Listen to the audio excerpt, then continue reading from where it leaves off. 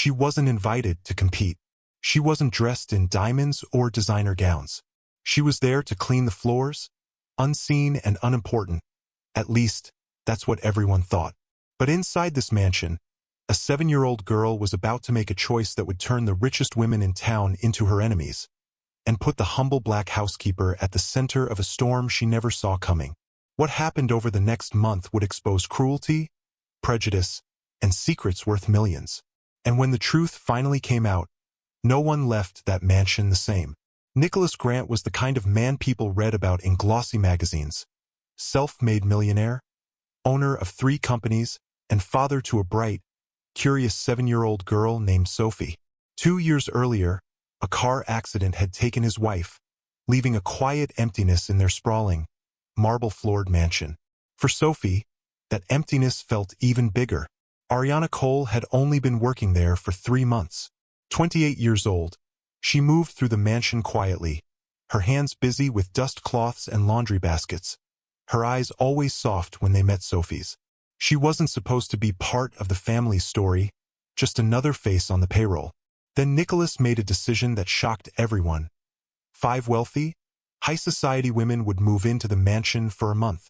Sophie would get to choose which one became her new stepmother. But what Nicholas didn't know, what none of them knew, was that this contest would uncover secrets, rivalries, and prejudices far darker than anyone imagined. From the moment the 5 women arrived, Sophie felt the air in the mansion change. The lawyer spoke with a clipped voice, always in a rush. The doctor smiled politely, but only when Nicholas was around. The businesswoman never looked up from her phone. The socialite floated through rooms as if the air itself belonged to her. And the architect seemed more interested in the mansion's design than in the little girl she was supposed to win over.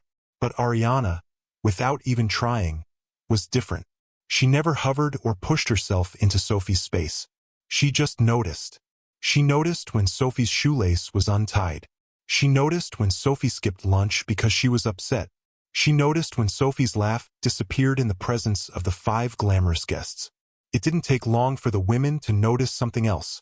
Sophie liked Ariana too much, and in their world, that was a threat. At first, it was subtle. The socialite would accidentally leave her designer shoes in Ariana's cleaning path, then complain to Nicholas about scuff marks. The lawyer would ask Ariana to clean things that were already spotless, smirking when Sophie defended her. Little digs, whispered comments, disapproving looks. But soon, the games turned cruel. Sophie's beloved teddy bear, a worn, stitched-up relic from her mother, went missing. Ariana found it days later, tucked deep inside her own cleaning closet. Before she could explain, the businesswoman discovered it in front of Nicholas, her voice dripping with false shock. What none of them knew was that Nicholas had begun to suspect something was wrong. He'd seen Sophie withdraw. He'd heard her crying at night. And so, quietly, he had installed cameras and microphones throughout the mansion. Every insult, every sneer, every racially charged remark about Ariana's skin, her background, her place, was caught on tape. Still, Ariana faced an impossible choice. She could quit, protect herself from the daily humiliation, and leave Sophie to the wolves. Or she could stay, knowing that every day brought a new scheme, a new lie, a new attempt to make her look unworthy. And the women weren't finished. They had one more plan, something that, if it worked, would not just get Ariana fired. It would make sure she never worked in a respectable home again. Friday evening arrived, the day Nicholas promised to announce his decision. The 5 women sat in the grand dining hall, draped in designer gowns, their eyes glittering with expectation. Sophie sat beside her father, clutching Ariana's hand under the table. But Nicholas didn't start with congratulations. Instead, he stood slowly, scanning each face before him. "Before I make any announcement," he said, "there's something you all need to see." The lights dimmed. A screen descended from the ceiling. And then, footage. First came the sneers, the offhand comments about Ariana's place in the world, about how she didn't belong in a mansion like this. Then the staged accidents. The broken vase placed in her cleaning cart, the spilled wine blamed on her. And finally, the teddy bear, shown being slipped into her closet by Claudia Whitmore herself. Gasps filled the room. The women shifted in their seats, eyes darting to one another. Nicholas didn't stop there. One by one, he handed each woman a folder. Inside were pages of public records, tax evasion documents, malpractice lawsuits, charity fraud investigations, all dug up by Ariana's sister, Melissa, and verified by a private investigator. Dr. Patricia Holmes stepped forward, her calm voice cutting through the tension.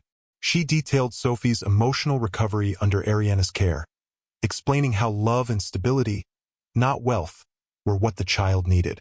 By now, the women's confident smiles had crumbled. Sophie's small voice broke the silence. "I don't want any of them. I want Ariana." Nicholas turned to Ariana, his eyes softening. "Then so do I." The women sat frozen, their dreams and reputations dissolving in real time. Cameras still rolling, Nicholas dropped to one knee. "Will you marry me?" Ariana's yes was followed by Sophie leaping into her arms, her laughter filling the room where moments ago, malice had lived. Melissa's coverage of the event hit national headlines within hours, exposing the 5 women's scandals to millions. In the weeks that followed, their social calendars emptied, their businesses crumbled, and the same high society circles they once ruled turned their backs on them. But Ariana didn't dwell on their downfall. Her focus was on Sophie and Nicholas, on building a home filled with the love that money could never buy. 2 years later, Sophie was thriving. She spoke 3 languages, played the piano with confidence, and helped Ariana run a foundation that gave scholarships to underprivileged children. The mansion that once echoed with whispers of prejudice now rang with the sounds of life, laughter, and possibility. Still, the memory of what happened never fully faded. It was a reminder that racism doesn't always wear a mask of outright hate. It can hide behind polite smiles, elegant dresses, and carefully chosen words. It can twist itself into sabotage, exclusion, and the quiet belief that some people simply don't belong. Ariana's greatest revenge wasn't destroying her attackers. It was living so well that every stereotype they believed about her shattered before their eyes. And maybe that's the question we're left with. In a world that still judges by skin before character, how many more Ariana Coles will be overlooked, underestimated, or pushed aside, before we finally learn that dignity, love, and character will always outshine arrogance and prejudice? What do you think? Did Sophie make the right choice in trusting her heart over appearances? If this story moved you, tap the like button and share it so more people hear it. And don't forget to subscribe for more powerful stories that prove love and character will always win over prejudice.